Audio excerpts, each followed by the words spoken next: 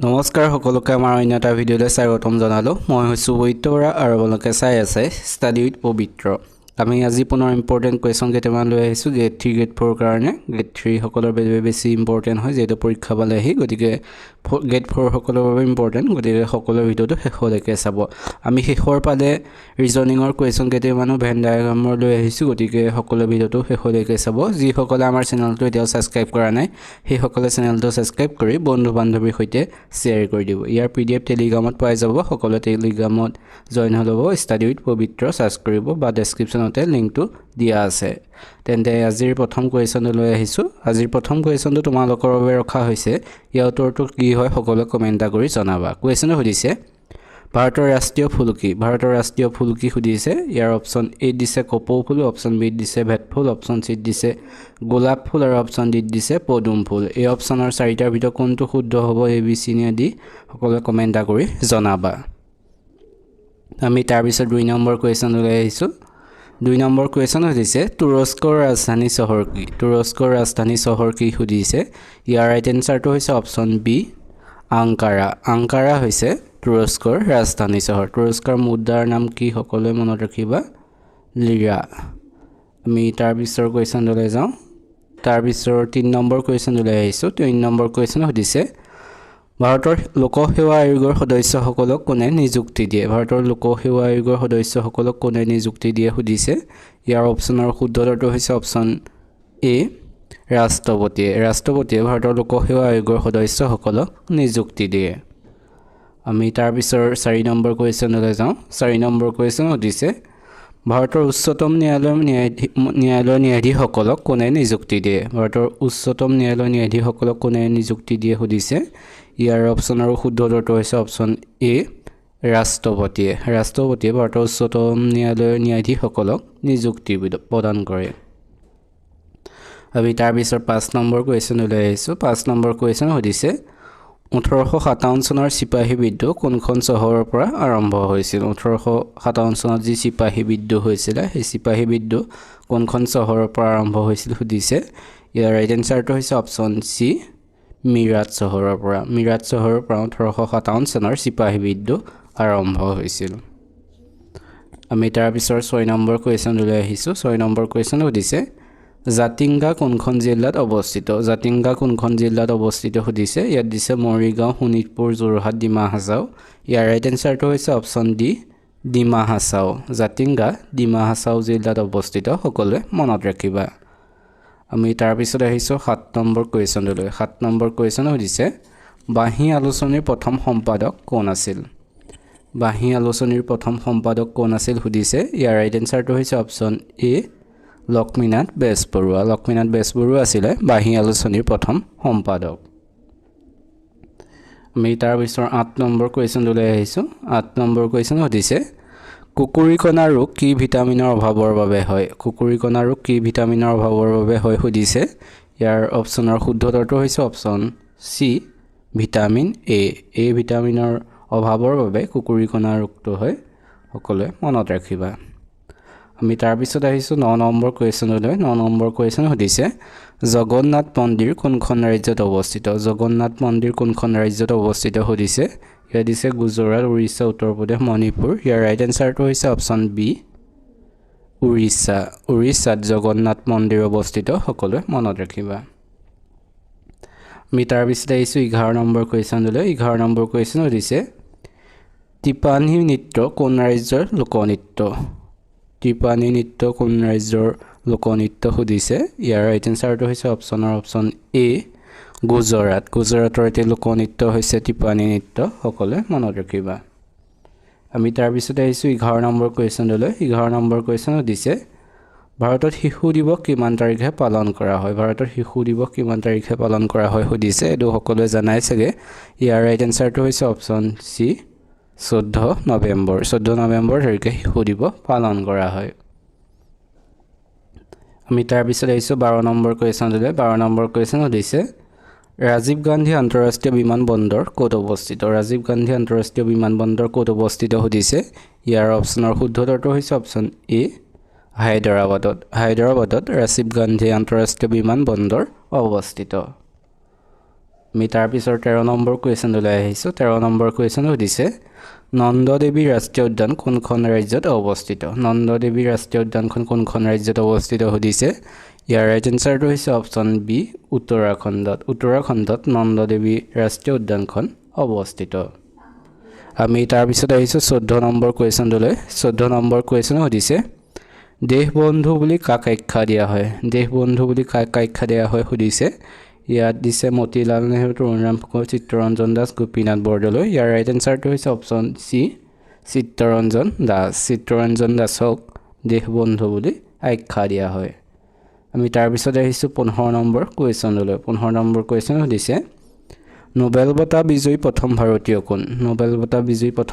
কোন সুধিছে ইয়াৰ ৰাইট এনসাৰটো হৈছে অপচন এ ৰবীন্দ্ৰনাথ ঠাকুৰ হৈছে নোবেল বঁটা বিজয়ী প্ৰথম ভাৰতীয় তেখেতে কিমান চনত নোবেল বঁটা পাইছিল 1913 চনত এটো মনত ৰাখিবা সকলোৱে এতিয়া আমি ৰিজনিংৰ ভেন ডায়াগ্ৰামৰ ওপৰত কুৱেশ্যন কেইটামান চাওঁ এই ভেন ডায়াগ্ৰাম যি জানে তাৰ কাৰণে একেবাৰে সহজ হয় সিহঁতে ভাবিব এইবোৰ কিয় শিকাব লাগে কিন্তু যিসকলে নাজানে সেইসকলৰ বাবে ভিডিঅ'টো লৈ অহা হৈছে গতিকে সকলোৱে ভিডিঅ'টো শেষলৈকে চাব আমি প্ৰথম কুৱেশ্যনটোৰ মাজলৈ আহিছোঁ ইয়াত দিছে তলৰ সম্পৰ্ক কোনটো চিত্ৰই চিনাক্ত কৰিব ইয়াত দিছে পতি পত্নী পৰিয়াল গতিকে পতি পত্নী পৰিয়াল এই সম্পৰ্কটো কোনটো চিত্ৰই চিনাক্ত কৰিব সুধিছে আমি প্ৰথম কি দিছে হেতু ভালকে চাই ল'ব লাগিব পতি পত্নী পৰিয়াল এই তিনটাৰ মাজত সম্পৰ্ক কি সেই শব্দ তিনটাৰ মাজত সম্পৰ্ক কি বুজি ল'ব পাৰিলে আমি চিত্ৰটো অংকন কৰিব পাৰিম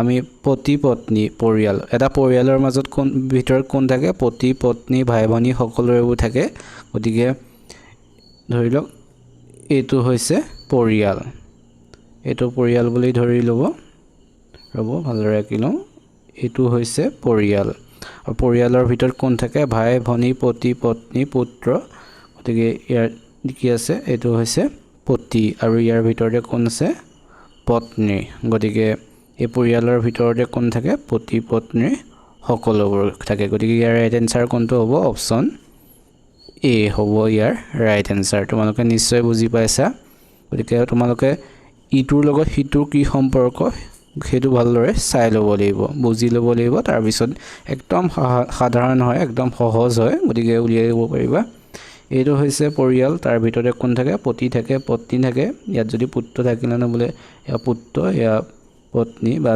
যি নহওক গতিকে এনেধৰণে উলিয়াব লাগিব আমি অন্য এটা কুৱেশ্যন চাই লওঁ আহা তাৰ পিছৰ 2 নম্বৰ কুৱেশ্যনটো একে ধৰণৰ এনেধৰণে ইয়াত দিছে সিংহ বাঘ মাংসহাৰী জন্তু যিটো মাংসভোজী জন্তু সেইটো কথা কৈছে গতিকে ইয়াত সিংহ বাঘ মাংসহাৰী জন্তুৰ ভিতৰত কি পৰে বাঘো পৰে সিংহও পৰে গতিকে এইটো কি হ'ব এইটো হৈছে মাংসহাৰী জন্তু আৰু তাৰ ইয়াত কি আছে সিংহ মাংস খায় আৰু বাঘ আছে বাঘেও মাংস খায় ইয়াৰ এইটো চিত্ৰ কোনটোত আছে অপচন এত আছে অপচন এটো হৈছে ৰাইট এনসাৰ নিশ্চয় তোমালোকে বুজি পাইছা ইয়াত যেটো মাংসহাৰী জন্তু আছে মাংসহাৰী জন্তুৰ ভিতৰত বাঘো পৰে সিংহও পৰে গতিকে ইয়াত বাঘটো পৰিব আৰু সিংহ ইয়াৰ ভিতৰতে পৰিব গতিকে অপচন এ টো হৈছে ৰাইট এনসাৰ আমি তাৰ পিছৰ কুৱেশ্যনটোলৈ যাওঁ তাৰ পিছত আছে বায়ুমণ্ডল অক্সিজেন কাৰ্বন ডাই অক্সাইড বায়ুমণ্ডল অক্সিজেন আৰু কাৰ্বন ডাই অক্সাইড আছে ইয়াৰ কোনটো চিত্ৰই বুজাব ক'ব লাগে অক্সিজেন আৰু কাৰ্বন ডাই অক্সাইড এইবোৰ একোটা কি গেছ এইবোৰ ক'ত থাকে বায়ুমণ্ডলৰ ভিতৰতে থাকে গতিকে এইটো হৈছে বায়ুমণ্ডলৰ ভিতৰত কি থাকে কি আছে অক্সিজেন আছে কাৰ্বন ডাই অক্সাইড আছে গতিকে এই চিত্ৰটো কোনটো অপচন এতে আছে এইটো হৈছে ৰাইট এনসাৰ আমি বাকি দুটা কেনেদৰে হ'ব বাকি দুটাও আলোচনা কৰিম গতিকে সকলোৱে ভিডিঅ'টো শেষলৈকে চাই যাব আমি তাৰ পিছৰ কুৱেশ্যনলৈ আহিছোঁ 4 নম্বৰটোত দিছে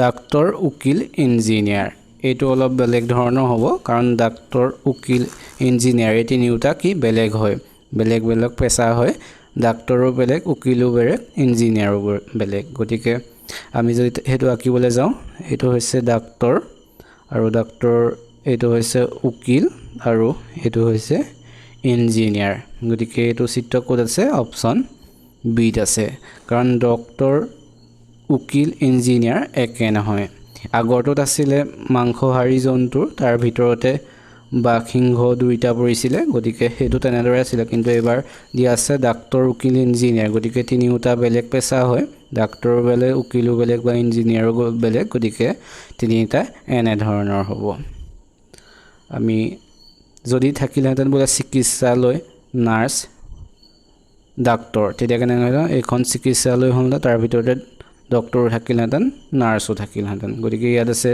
ডক্টৰ উকিল ইঞ্জিনিয়াৰ গতিকে অপচন বি চিত্ৰটো হ'ব ৰাইট এনসাৰ আমি তাৰ পিছৰ 5 নম্বৰ কোৱেশ্যনলৈ যাওঁ 5 নম্বৰ কোৱেশ্যনটো আছে ৰেল বাছ উৰাজাহাজ ৰেল আছে বাছ আছে উৰাজাহাজ এটিও তিনিওটা কি বেলেগ বেলেগ এইখন হৈছে ৰেল এইখন হৈছে বাছ আৰু এইখন হৈছে উৰাজাহাজ গতিকে ইয়াত তিনিওটা যেহেতু বেলেগ বেলেগ গতিকে আৰু ৰাইট এনসাৰ কি হ'ব বি হ'ব কাৰণ তিনিওটা বেলেগ বেলেগ বস্তু হয় তিনিওটা ইটোৰ মাজত সিটোৰ সম্পৰ্ক নাই আমি তাৰ পিছৰ 6 নম্বৰ কোৱেশ্যনলৈ যাওঁ 6 নম্বৰ কোৱেশ্যন দিছে ইয়াত দিছে অসম ভাৰত এছিয়া যোৱাবাৰ এডিআৰ তেনে ধৰণৰ এটা কোৱেশ্যন আহিছিলে গতিকে অসম ভাৰত এছিয়া আমি তোমালোকে তিনিটা বস্তুৰ সম্পৰ্ক কি প্ৰথম হেতু ভালদৰে বুজি লব লাগিব এছিয়াৰ ভিতৰতে কি আছে ভাৰত আছে তাৰ ভিতৰতে কি আছে অসম আছে গতিকে আমি আঁকি লওঁ এইখন হৈছে এছিয়াৰ ভিতৰতে কি পৰে ভাৰত আৰু ভাৰতৰ ভিতৰতে কি আছে অসম কি এখন ৰাজ্য গতিকে এইটো চিত্ৰ ক'ত আছে অপচন সিত আছে নিশ্চয় তোমালোকে বুজি পাইছা এছিয়া মহাদেশৰ ভিতৰতে কোনখন আছে ভাৰত দেশখন আছে ভাৰত দেশৰ ভিতৰতে যেটো অসম আছে গতিকে অসম এখন ৰাজ্য গতিকে অসমখন ভাৰতৰ ভিতৰতে গৈ আছে গতিকে এটো হৈছে ৰাইট এনসাৰ গতিকে নিশ্চয় তোমালোকে বুজি পাইছা যদি পোৱা নাই তেন্তে কমেন্ট কৰিবা আমি নেক্সট ভিডিঅত পুনৰ বুজাবলৈ চেষ্টা কৰিম আমি তাৰ পিছৰ 7 নম্বৰ কোৱেশ্যন লৈ আহিছো 7 নম্বৰ কোৱেশ্যনটো দিছে শিক্ষক লিখক গায়ক শিক্ষক লেখক গায়ক আছে গতিকে এটো কোনটো নক্সা ইয়াৰ অপচনৰ হ'ব চিত্ৰ হেতু তোমালোকে চাব লাগিব ইয়াত শিক্ষক গায়ক লিখক গায়ক এটাৰ ইয়াত ভালকে তোমালোকে ইয়া হৈছে শিক্ষক আৰু শিক্ষক এজন কি হ'ব পাৰে লেখকও হ'ব পাৰে গায়কও হ'ব পাৰে বা এজন লিখক শিক্ষকও হ'ব পাৰে বা গায়কও হ'ব পাৰে কাৰণ বা এজন গায়ক লিখকও হ'ব পাৰে শিক্ষকও হ'ব কাৰণ এটাৰ লগত এটাৰ সম্পৰ্ক আছে ইয়াত হৈছে এজন শিক্ষকৰ লগত কাৰ সম্পৰ্ক আছে গায়ক আৰু লিখক গতিকে এইটো অপচন কোড আছে অপচন ডিত আছে গতিকে ডিটো হ'ব ৰাইট এনসাৰ গতিকে ধৰি লওক মই এজন শিক্ষক মই গানো গাব পাৰোঁ বা লিখা মেলা তেনেকৈ লিখিব পাৰোঁ গতিকে তিনিওটা সম্পৰ্ক আছে গতিকে এইটো অপচন ডিটো হ'ব ৰাইট এনসাৰ এনেদৰে হ'ব গায়ক লেখক শিক্ষক তিনিওটা সম্পৰ্ক আছে নিশ্চয় তোমালোকে বুজি পাইছা